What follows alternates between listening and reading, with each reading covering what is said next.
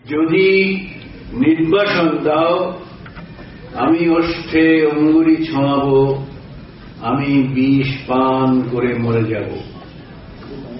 বিষণ্ণ আলোয় এই বাংলাদেশ, নদীর শিয়রে ঝুঁকে পড়া মেঘ, প্রান্তরে দিগন্ত নির্নিমেষ, এ আমারই ৩.৫ হাত ভূমি।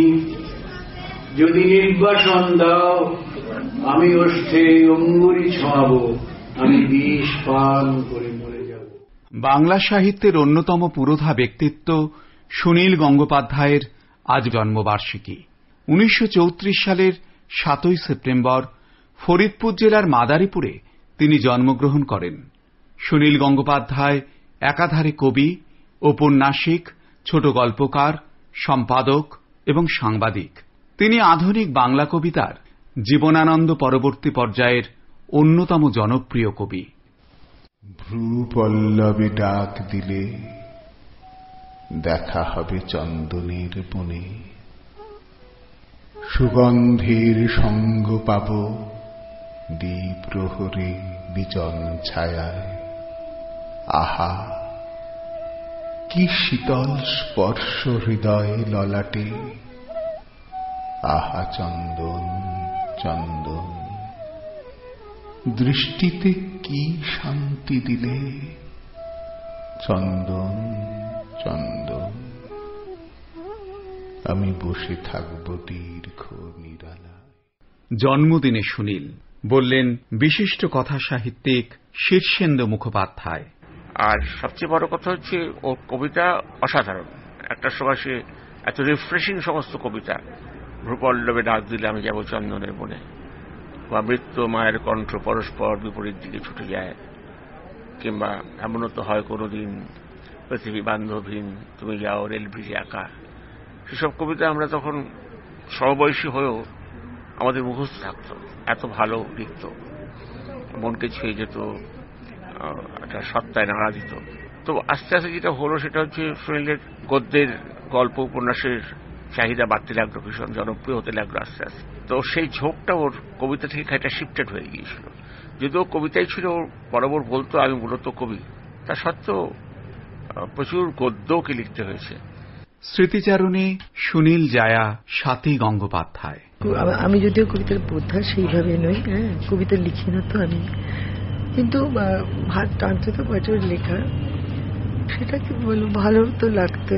তবে একটা কথা হচ্ছে যে অনেক সময় বই নিয়ে বসে পড়ছি, এটা যে হতো তা সবসময় হয়নি। আরো একটা ব্যাপার যে ওর নাম আমার সঙ্গে সব ব্যস্ততা কেমন বেড়ে গেল, আমারও বই পড়াটা বেশ কমে গেল। কথা ও কবিতা পাঠে বিশিষ্ট আবৃত্তিকার সৌমিত্র মিত্র।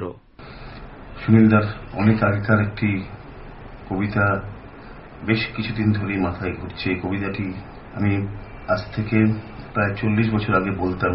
ভোরবেলার বৃষ্টি একজন সাক্ষী চেয়েছিল, তাই আমি হঠাৎ ঘুম থেকে ভেঙে বাইরে আসি। বারান্দার সামনে ব্রিজ, একটাও মানুষ নেই। মাথার মধ্যে নেশার মতন বৃষ্টির শব্দ, দূরে ছানার জলের মতো হালকা নীল আলো। এই যে দৃশ্য, আমি কি এর যোগ্য? পৃথিবীতে জন্মেছি বলেই কি আমি সুন্দরের অংশভাগ পাবার অধিকারী? ভাষাবিদ পবিত্র সরকার। হয়তো ভেবেছিলেন এই জীবনটাই আমার ঠিক আছে, অর্থাৎ আমি সাহিত্য একাডেমির কাজ তিনি অত্যন্ত গুরুত্ব দিয়ে করতেন, বা যে কোনো সংগঠনের কাজ, তো বুঝেছিলেন যে হ্যাঁ আমি দেখি আমি কতদূর কি করতে পারি।